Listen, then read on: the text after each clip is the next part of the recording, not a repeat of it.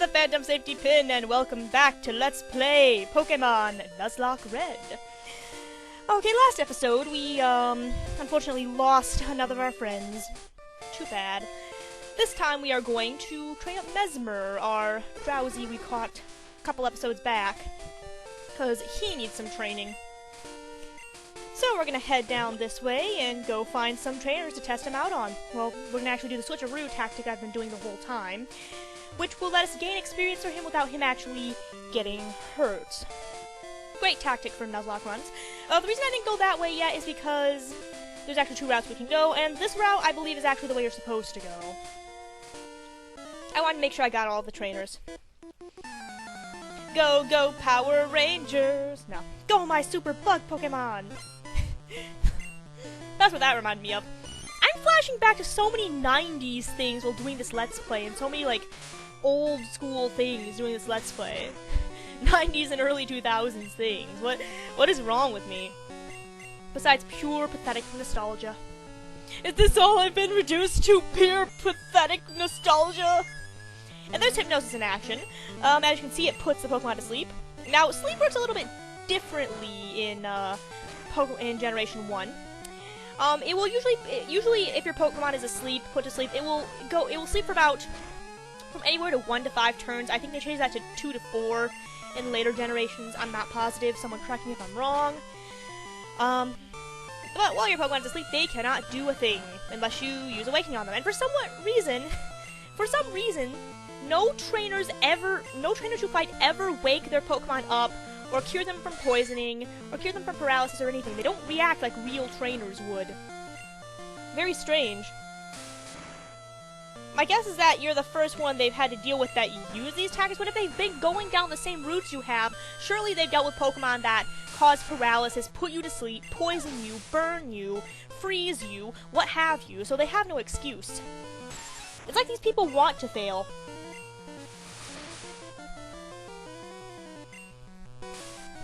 But this Pokemon's almost done anyway. This Weedle should be, this battle's almost done anyway. This Weedle shouldn't be too terribly tough to defeat. And as you can see, we're so strong, 5 levels above this Weedle's level, that one Horn attack takes out almost its whole life bar. And there it goes.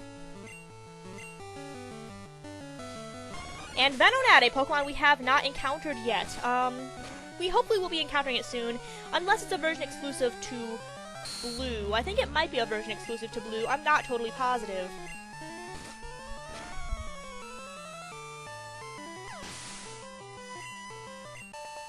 In any case, Bug Catcher's defeated. My bugs! My bugs! My bugs! Does anybody remember that movie? Night Before Christmas, Oogie Oogie. My bugs! My bugs! That's what that reminded me of.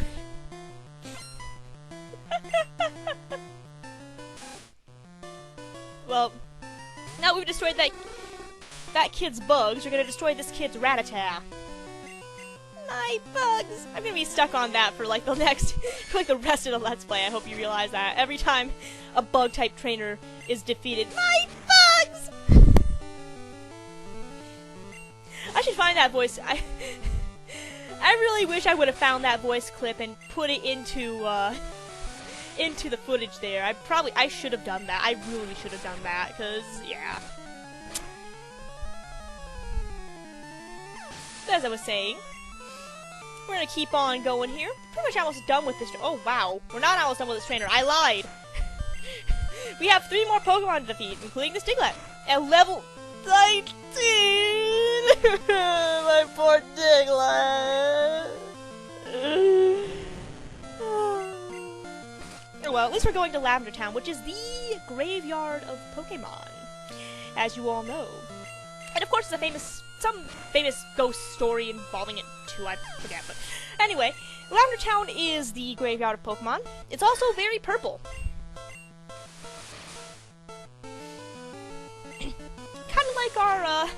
Kinda like our Nidorino and, some other poison-type friends of ours.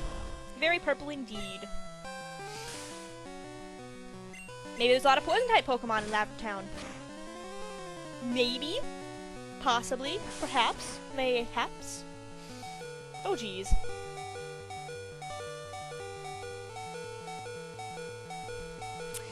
that was cutting it a little close, so I decided to switch him out for Flora, who also could use some training.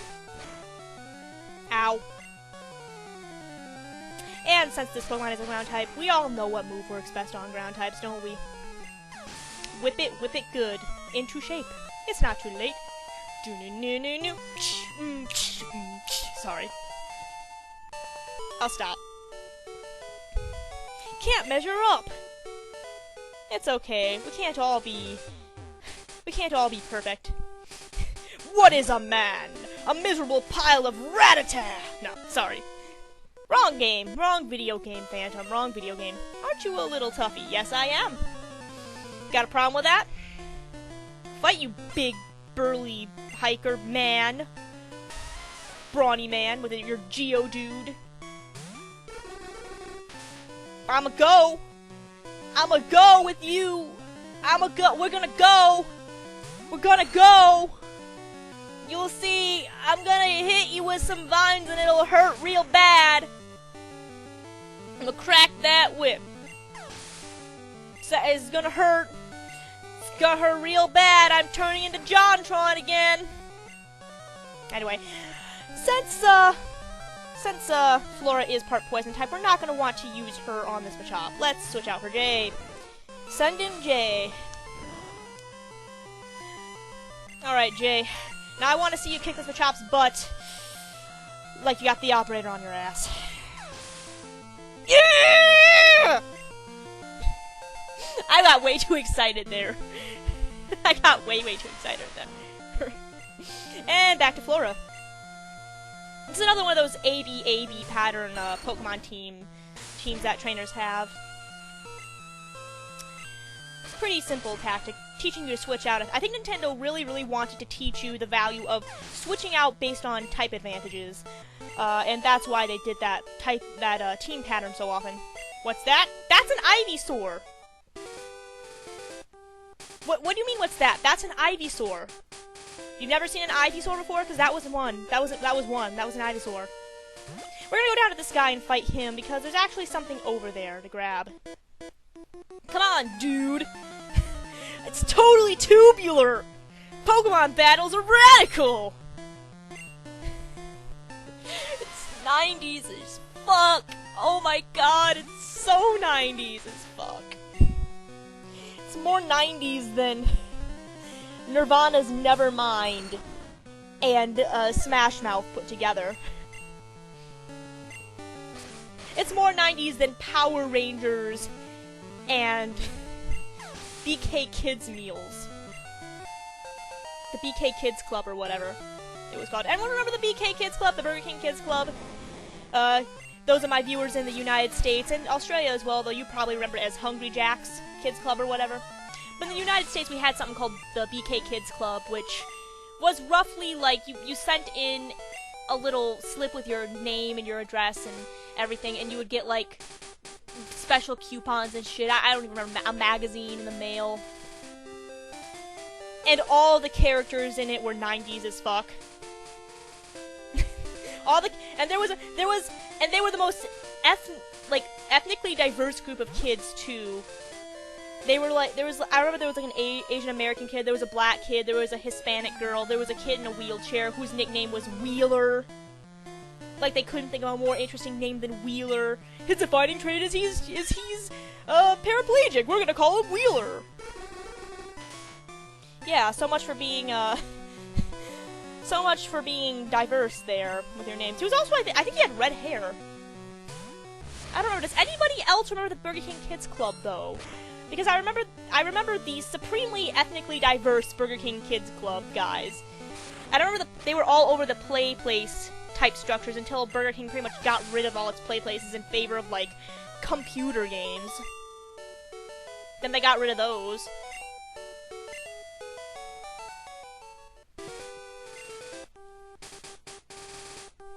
I think the BK Kids Club was actually Burger King's answer to the Grimace and Ronald McDonald and McDonald Land, which was dying out by the time I was a kid. But anyway, that river over there, if you surf down that river, it will take you to the power plant, which we cannot get to right now. that guy tells us you can sell useless nuggets for 5,000 poke. This guy tells us about elements, and we're gonna heal up here before we head off into that cave over there. I heard ghosts haunt Lavender Town. You don't say! You must be new here.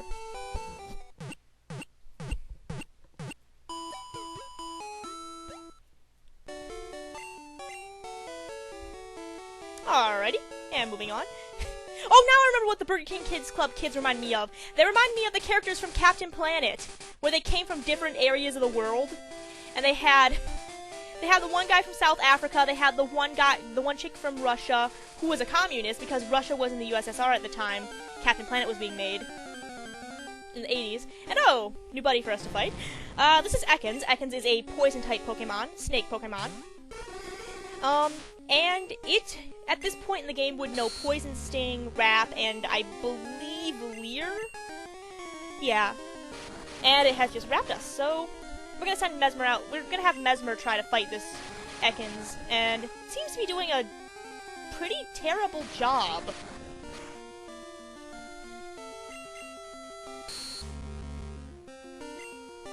There we go, finally we land something on him.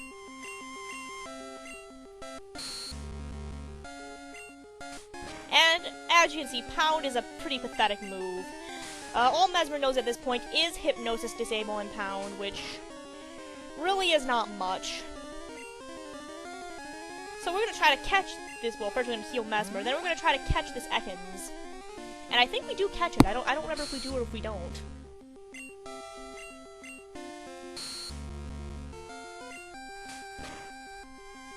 But yeah, Burger King Kids Club reminds me a little bit, I do remember, maybe because the one kid in the wheelchair's name was Wheeler, and the kid with the red hair from America in Captain Planet's name was Wheeler, and we did catch Ekans, okay.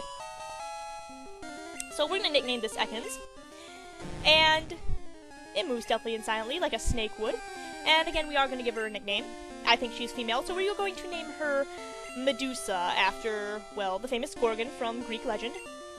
And there's a lot of characters in fiction named Medusa, including one of the major villains of Soul Eater. Very, very subtle there, Soul Eater creator. You named your snake character Medusa. But, as you do, we're gonna heal her up, and we now have a new buddy. Say hello to Medusa. She is going to be joining us on our travels from now on. And once more, we have a full Pokemon team. Rejoice, everybody! Oppa! So, that's gonna do it for healing. What am I doing? Oh yeah, I remembered that I was missing the TM for Dig. I wanted to teach it Dig, because Ekans can learn Dig, and I wanted something besides just Poison Sting. So, I go over to the PC and I go to pull out Dig, because I had off-screen put a bunch of the stuff in my bag into the PC. So, excuse me while I speed this up a little bit. And here we are. Back outside. I did cut out just to make sure I didn't record it all, because that would have been really boring to watch. And I did teach Medusa Dig off camera, so she does know a new move now. And here we go. We are now in another battle. I believe I actually trained her up some as well. This junior trainer, which is a little bit different from form, has a Pikachu. And Mesmer is way too weak to fight that Pikachu, so we're going to send out Flora. I believe. Do we send out Flora? No, we send out Alessa, that's right. Because Alessa destroys everything. So, after sending out Alessa to go deal with this Pikachu, I believe she makes it a feint in one hit, I forget. There was me showing off earlier how Flash does not work in battle for whatever reason. Yeah, Flash is a useless move outside of caves. Flash lights up bright areas, which is why we needed it to get through Rock Tunnel, because Rock Tunnel is dark. But in Generation 2, Flash does actually do something in battle. It blinds Pokemon. It lowers their accuracy. That's the word for it. But anyway, this tells us that Rock Tunnel is ahead, so let's head towards Rock Tunnel in the next video. And Medusa, and we see our friends. I don't know why I cut this tree. What am I blathering about? But, as I was saying, But we will go into Rock Tunnel the next video, so until next time, this is the Phantom Safety Pin signing off, and I will see you next video. Goodbye!